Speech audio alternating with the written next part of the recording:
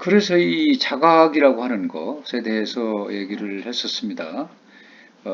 이 자각의 의미에 대해서 우리가 깊이 있게 살펴봤죠. 이건 단순한 깨달음이다라고 하는 그런 측면을 떠나는 거죠.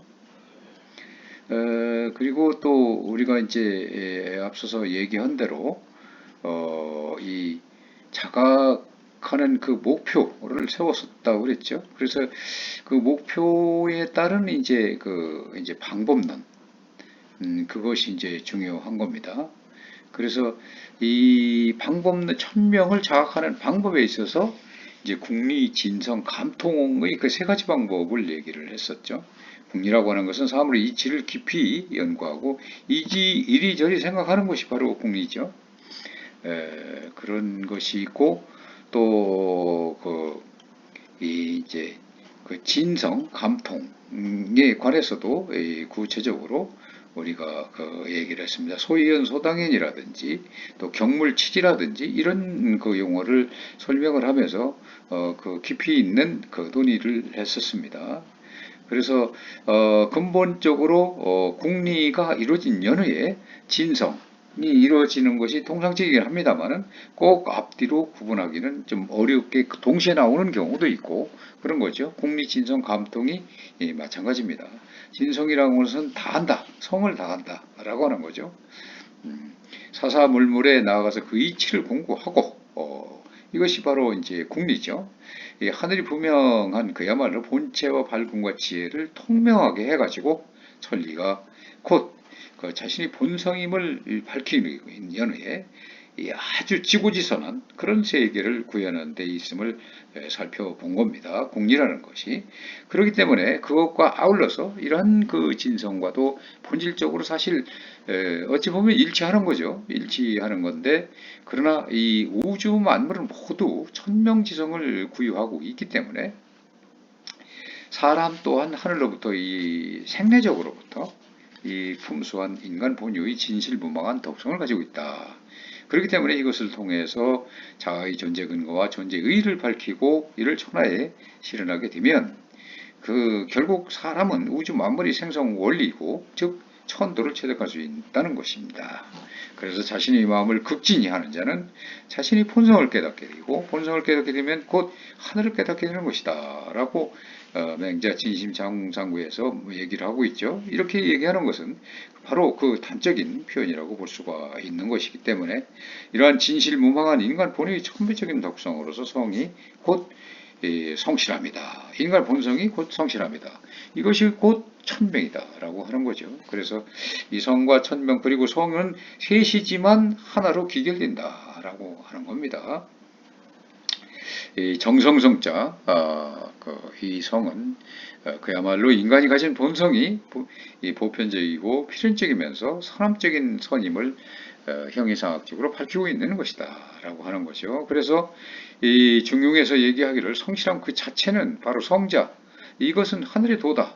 예, 천도가 바로 그 자체는 바로 천도다라고. 그러나 우리 인간은 바로 100% 그렇게 그런 상태에 도달하지 못했기 때문에 성지자, 그렇게 하려고 노력하는 그런 존재, 이것이 바로 사람의 도이다, 즉 인도다라고 하는 거죠. 이러한 점들을 이제 강조를 해서 쭉 이제 살펴봤고 중용에서 그 언급하고 있는 내용들을 구체적으로 살펴보았던 것이죠. 그리고 이제 이 그 성에 대해서도 어, 그, 그 본성, 인간의 본성, 그리고 정성이라고 하는 그런 것이 어떻게 연관되어 있는가 하는 것을 어떻게 같은 것인가, 천명이 어떻게 같은 것인가의 그런 연관관계를 구체적으로 알아보고 그것을 구현해서 실현시키는 것, 이것이 바로 진성이다라고 했던 것이죠. 그래서 국리진성 그 다음에 이제 감통이 나오는 거죠. 감통이라고 하는 것은 느낌이나 생각이 상대방에게 통하는 것, 감이수통의 준말이죠. 이런 것인데 이건 그야말로 이 천명의 자각이라고 하는 것은 자기 본성을 극진히 발휘해서 그래서 본래의 명덕을 밝혀내고 다시 그 밝혀진 명덕을 통해서 사사물물의 실상과 그 존재 원리를 완전히 밝히고 또 그것을 통해서 천지의 화욕에 참여할 수 있다라고 하는 인간의 상황들을 천지의 화욕에 참여하고 있을 때 그때가 바로 이 천명을 자각할 수 있게 되는 것이다 라고 하는 점이었죠. 그래서 이렇게 천명의 자각에 이르는 최종 길을 또 우리가 알아봤는데, 인식이라고 하는 거, 마음이 이제 주체가 돼서 인식이 이루어지지만, 인식은 그 주관과 객관의 대립을 전제로 하지만, 그것은 이거 양자의 그 변증법적인 통일에 의해서 결국 성립이 된다. 그래서 우리가 유가 인식 이론의 대표적인 학설이라고 할 수 있는 그 경물치지, 경물치지설도 그야말로 이 인식 주체로서의 신과 인식 대상으로서의 물의 그 주객 대립을 전제하고 있다. 그래서 이 양자의 근원적 동일성을 바탕으로 한 안팎학을 하나로 합치게 하는 도, 내의 합내의 지도에 의해서 그야말로 알미 실현된다라고 하는 것을 설명하고 있습니다. 그래서 우리 인식이라고 하는 게 결국 주객의 이원론에 의해서 성립하게 된다는 것이죠. 여기서 보는 그 주체인 내가 있는 거고서 저기서 보이는 대상의 나가 있다라고 하는 이원론적 구조를 우리 의식은 가지고 있는 듯하다라는 것이죠. 이러한 그 점들을 그 자연과 비유해서 우리는 살펴보고 있죠. 그래서 이제 그 우리가 이런 여러 가지 그 용어들을 살펴봄으로 해서 그런 것들을 구현하는 하나의 방법들을 생각을 해봤던 거죠. 소위 그 목욕 재개한다는 말, 재개한다는 말, 몸과 마음을 깨끗이 하고 그야말로 부정한 행위를 피하는 것이 바로 재개죠. 이 이제 경이라고 하는 말과 이런 재개라고 하는 말들이 우리가 그런 그 노력을 하는 방법론으로서 설명을 한 바가 있죠.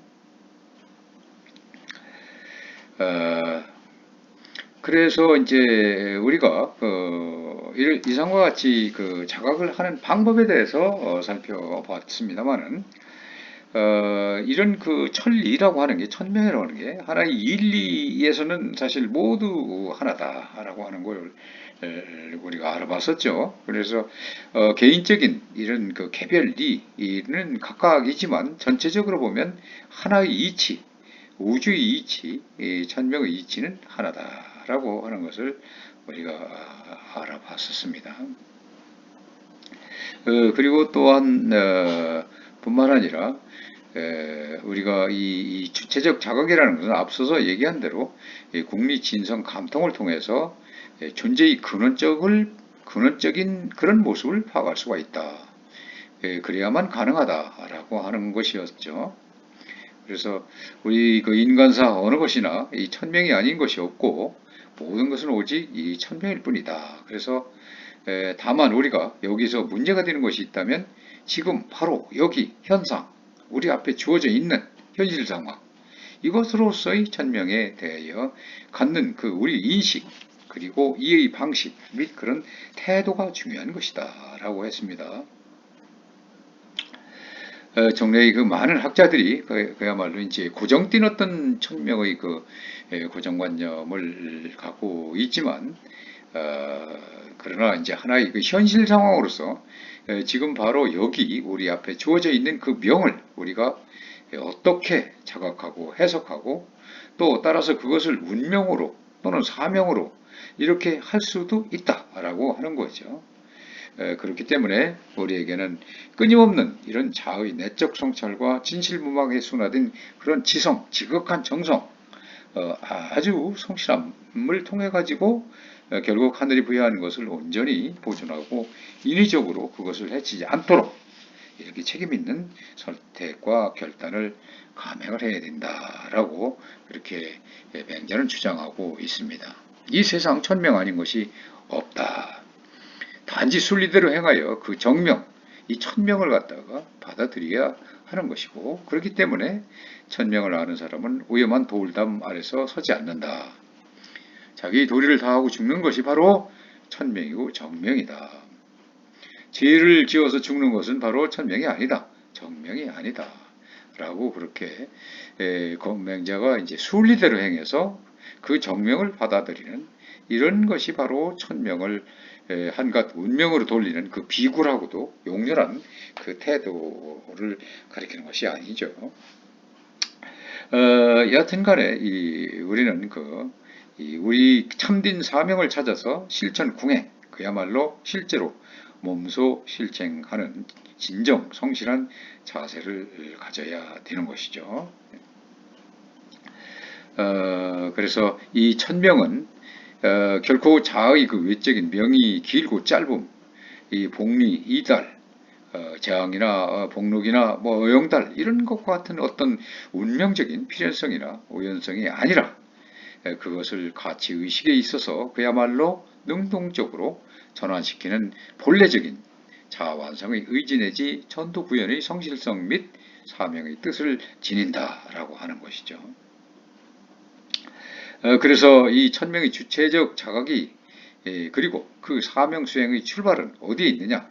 바로 자아 완성을 통한 천명의 도덕적 실현과 정치적 구현에서부터 시작된다라고 하는 것이죠.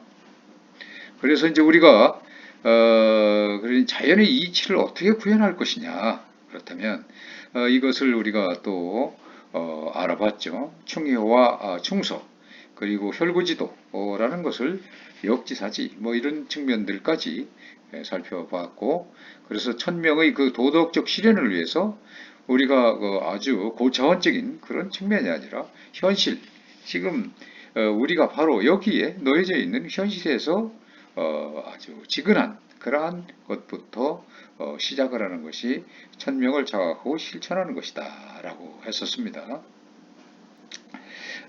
그렇기 때문에 이제 우리는 그런 그 어려운 고차원적인 그런 것으로만 생각하는 것이 아니라 우리가 일상생활에서 가장 기본 단위인 가정에서부터 시작을 해서 효제로부터 시작이 된다라고 그랬죠. 예, 충효, 소제, 성실 이런 것들로부터 시작이 되는 것이 바로 우리가 이제 그런 이 순리적인 삶을 자연스러운 인간다운 삶을 사는 시초이다라고 그렇게 얘기를 했습니다. 그래서 여기에 있어서 충서라고 하는 말이 굉장히 중요한 의미를 갖고 있다라고 했었죠. 그래서 충서에 대한 그런 의미를 우리가 알아봤었고, 자기 마음을 미루어서 남의 마음을 이해해주고 동행해주는 소위 그 축의급인, 이것이 바로 충서인 거죠. 자기 마음을 미루어 보아서 남에게도 그렇게 대하거나 행동하는 것. 즉 제배가 부르면 남이 배고픈지를 모른다는 이 속담도 있죠. 이러한 말이라는 그 의미를 우리가 충서지도라는 그런 의미들을 살펴봤었습니다. 이것이 바로 인의와 예지와 연결되어 있는 그 상관관계를 나타내고 있죠. 그래서 이제 공자의 정명사상도 정치 이상으로서 어떤 것이 필요한 건가 하는 것도 알아봤었고, 또 그래서 우리가 그 정명사상에 따른 의미, 정명의 정치, 정명이라고 하는 것은 아비는 아비, 군은 군군 신신 부부자자라고 해서 임금은 임금답고 신하는 신하답고 아비는 아비답고 자식은 자식답고 그런 것이죠. 이게 바로 정명명 이름에 걸맞는 그런 것이 가장 기초적인 것으로 필요한 것이다 라고 정명사상에 대해서도 설명을 한 바가 있죠. 그리고 맹자의 왕도사상에서도 왕도정치 그리고 패도정치를 비교를 하면서 힘의 논리냐 아니면 덕의 논리냐 이런 것들을 살펴봤습니다. 이렇게 해서 우리가 이게 구세 재민을 하기 위해서는 어떠한 리더십이 필요한 것이냐, 우리가 인간관계에 있어서 사회적 동물로서 어떠한 관계를 유지하면서 가야 되는 것이냐 하는 것들을 살펴봤었죠. 이렇게 그 왕도 정치에 대해서도 이제 우리가 알아봤고, 어, 또한 뿐만 아니라 이제 우리가 궁극적으로 그 이제 이 천명 사상에 대한 결론적인 그런 측면도 살펴봤었죠. 예, 결론적인 설명. 그래서 그 요체가 되는 덕의 가장 기본이 되는 인의 이해진 사덕을 다시 재음미했고 천명이라는 의미를 다시 살펴봤던 겁니다. 자각이라는 것이 중요하기 때문에 자각은 국리진성 감통이라는 방법으로 하는데 자각의 방법을 어떻게 구체적으로 할 것이냐 하는 것이 중요하다고 그랬죠. 그래서 이 천명사의 정치적 구현이 필요한 것이고 그래서 우리는 인간다운 삶을 어떻게 유지하면서 살아갈 것이냐 하는 것을 바라봤던 겁니다. 그래서 이와 같이 전체적인 이 개요들을 다시 한번 맥락을 살펴봤습니다. 여러분 여기서 간단하게 이렇게 살펴봤는데 시간이 정해진 시간에 여러분 기말고사를 잘 보도록 기원을 하겠습니다. 수고했습니다.